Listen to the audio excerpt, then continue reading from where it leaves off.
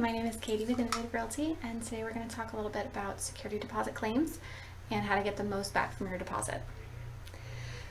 So management companies, despite what you might think, don't actually want to keep any of your money. Ideally, we would get the property back in 100% move-in ready condition. We would be able to hand you every penny back from your deposit that you paid when you moved in and just part ways amicably. That's rarely the case. Unfortunately, there are things built into the lease and also to make things fair for the owner that are the responsibility of the resident, and oftentimes frustrations with deposit claims result from just miscommunications or misunderstandings and not being familiar with the lease agreement.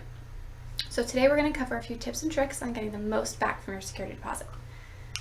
So the first thing is do your best to hand the property back to us in the same condition that it was given to you. Make sure everything is fully swept out, no food left in the fridge, that things are clean and well maintained. If there are any damages, you should expect to have to pay for those. Just remember that this is someone else's home that you're living in, and it's best to treat it that way throughout the entire term of your lease agreement. The other big thing would be utilities. Florida is a very humid state, as we all know, so it is best to keep the utilities on through the very end of your lease. So you might move out a few days early, but your lease ends on the last day of the month. So it is best to keep the power on for that entire time. Turning the power off early, especially when you don't tell us that you vacated a few days early, can result in damage to the refrigerator or the AC system just because of the humidity in the state. So make sure you keep those utilities on through the very last day of your lease agreement. Make sure you empty the property completely. Everything that you leave behind, we have to remove. So please make sure to remove furniture, garbage, things out of the fridge. Empty your dishwasher, that's a big one. We often get properties back where there's just a bunch of dishes in the dishwasher and people forgot them, so we have to remove that and haul it out to the dumpster. So please remember to just empty everything out. Even if you don't want to keep it, haul it to the curb or to the dumpster on site. Make sure you turn in all of the keys and passes that you were handed on your move-in date. So if you got community amenity passes or garage door remotes, anything that you got should be returned to us, because if you don't return it to us, we have to replace it, and there's always a cost for that. Check your lease. There are often mandatory minimums built into the lease agreement.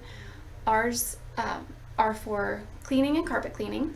That way it is done professionally. We have to guarantee that all trace of the former resident is removed from the property before we move somebody else in.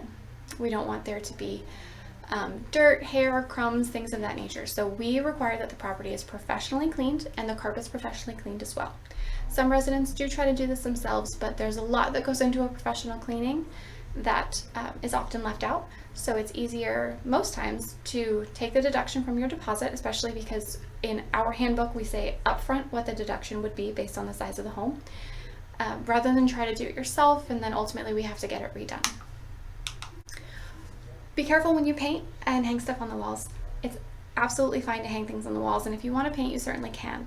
But we have very high expectations for our properties. So if you are going to paint, it needs to be a neutral color, and it needs to be returned back to its original color before you vacate. There are a lot of things that go into painting, so you need to be really careful, make sure that there's no drip marks, that everything is cut in properly. We generally just recommend that you don't paint while you're in the home. Anything that you do hang up, nail holes are considered normal wear and tear, just little pinholes from hanging up posters. If you mount a TV or shelves, those holes would require patching, and if it's not done properly, then our maintenance team has to sand everything down, redo it, and repaint. So it's usually easier to avoid those costs if you can. Most importantly, familiarize yourself with your lease agreement, and this goes for any property management company that you rent from. The leases can be very long and very complicated, and it is always best to read it up front, know exactly what you're getting into, and make sure that you have fulfilled your obligations and that you know exactly what to expect from yourself and your management company. So at the end of the day, we really want you to enjoy the home that you're living in and treat it respectfully, and we don't want to keep anything from your deposit, but there are circumstances that require us to do so. So just remember these tips and tricks as you are vacating, and you should get the most back from your deposit that you can.